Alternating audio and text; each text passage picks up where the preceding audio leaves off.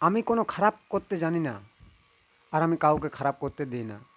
যদি কেউ খারাপ করে তাহলে সে আমার সঙ্গে মেশো না। তাতে আপনি রাগ করুন, আবার অন্য কিছু আর বন্ধু ভাবুন আমাকে, ওটা আপনার ব্যাপার। আপনি আমাকে যেমন ভাববেন আমি ঠিক তেমনই। আজ হয়তো আপনারা দেখছেন আমি একা, আমি একাই এখানে বসে আছি। একদিন একদিন আপনারা ঠিক দেখবেন, কি দেখবেন, যে আমার এখান থেকে কয়েক শত লোক বেরিয়ে যাচ্ছে।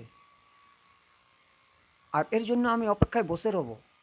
আজ ৩৩টা বৎসর আমি অপেক্ষা করতে করতে আজ আমি এমন এক জায়গায় পৌঁছে গেছি, যে জায়গায় মানুষ মানুষকে মানে না,